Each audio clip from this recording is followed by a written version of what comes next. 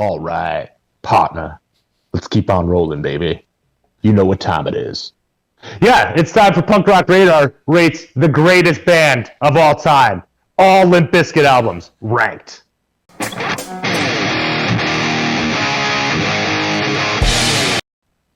All right, so this is an April Fool's Day episode. We're not really ranking the Limp Bizkit albums. Maybe we are. We'll see. But we're going to start this. And Lewis, before we actually do start this, there's no script. There's nothing for this. I think Limp Bizkit was a pretty important band for us, right? Like at least in like the late 90s. I feel like you and I especially, we love this band.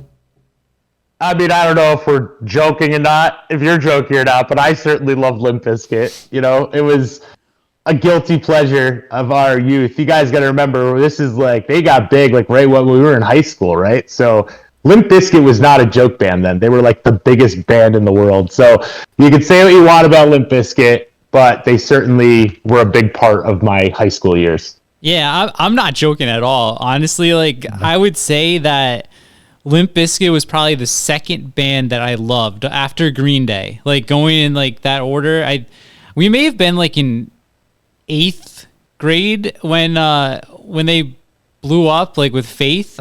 I could be wrong, either 8th or 9th grade. So we were, young and impressionable. But I mean, let's talk about this first one here, $3 bill, y'all. And again, guys, we're not really ranking these.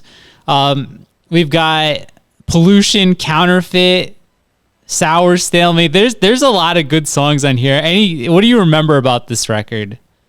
Well, so yeah, obviously everyone bought this record because of Faith, right? I mean, that was the big hit, but this was obviously once people got into it, they kind of found it was a pretty interesting record. Unironically, a pretty good record. If I was going to legitimately rate this, I would put this in an A category. But for today, we're going S. Oh, S all the way. Yeah, and again, guys, we're not ranking these albums, but this is S tier for me too. And then Lewis, it gets even better, right? We've got up next, 2 years later, like you said, Limp Bizkit at this point probably the biggest band in the world. We've got Significant Other, which kicked off with the single Nookie. We've got Break Stuff, Rearrange. Like every song on here was a single. Pretty much, even have End Together Now on here on the back part. What about this one? What do you remember about this one? I mean, obviously a huge record, right? I don't know. It probably sold like 1 million records its first week or something, right? It probably set records because I remember everyone had this damn record. And as you said, like almost, I think it had like 5 or 6 singles off of it. Yeah. So it's all over the place musically. I obviously just quoted the intro to one of the songs. Once again, if on this one, no irony, this was legitimately the probably S tier Limp Bizkit record. It's better than $3 bill, y'all. Going S again. All right, we'll go S. I agree with you. It's S all the way. No matter what band we're talking about, Significant Other is an S tier record.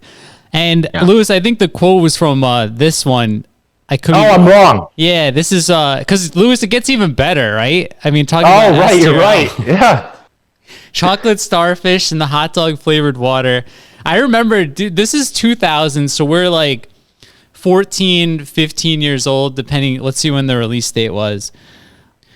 Yeah, so we're 15 years old. We're like, at least me, I think you too, we're kind of getting out of the MTV era commercial music stuff. We're getting more and more, like we were into punk, but this is like the point where it's just punk. But I still bought this album, and I have like this memory that I don't know why. I knew it wasn't cool, but one of the kids that used to drive us around, he was like 2 or 3 years older than us. His name was Steve, and he drove a Geo like 2-door SUV, and we were blasting, rolling in like this parking lot, and we thought we were so cool. And like looking back now, like how absolutely cringy that was. But I don't care, man. Hot Dog, My Generation, My Way, Rollin'. Just like, take a look around was the Mission Impossible song. Just bangers on here, right? I mean, anything to say about this one? Well, I'm a little embarrassed that I mixed up the album because, but I mean, I think in my mind, those two albums kind of just are completely joined together. Like, because it felt like two of the biggest albums came out by the biggest band in the world around the same time. I feel like It's not as good as Significant Other. I mean, that's my personal take on it, but I also share a lot of these cringy memories related to it. Unironically, S tier.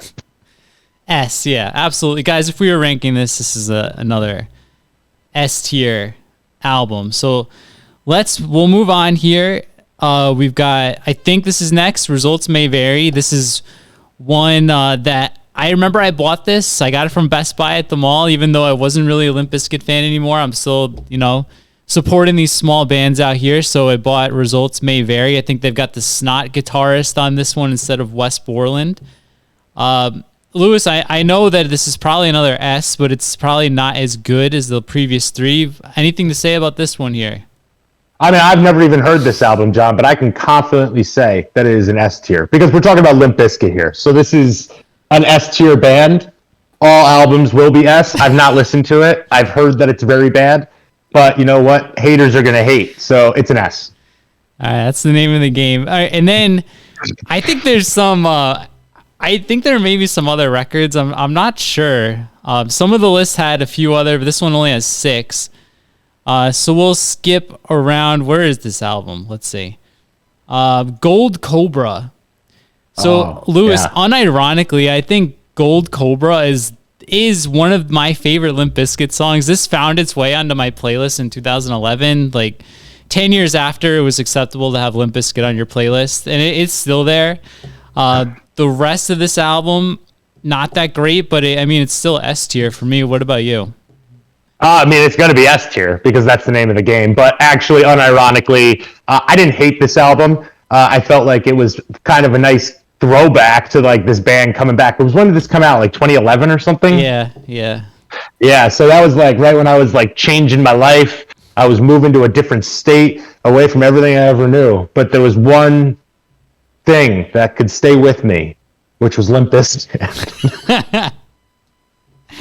All right. That's through everything, childhood, adolescence, adulthood, Limp Bizkit is always there for you guys. Whenever you need some positivity and wise words, just pop on Gold Cobra. And we're on the last album, which came out 2 years ago. Limp Bizkit still sucks. They went back to like the late 90s logo. This one, the Dad Vibes came out, I think, a few years prior to this, and then this came out. This not a bad record. I mean, still S tier, of course. But Lewis, have you heard this? And is it S? And why is it S? This is what I've heard. It is S because all albums by Limp Bizkit are S, but it is better than Gold Cobra. And I think the Dad Vibes gimmick was pretty funny, and I like that he was performing shows dressed up like an old guy, and then he was also in like Kia commercials or whatever, and still rocking the backwards hat and made it okay to wear one. So yeah, S tier. All right, guys. So there you go. So what we want you to learn from this video is that Limp Bizkit has no bad songs, no bad albums. Fred Durst is probably the best lyricist there ever has been.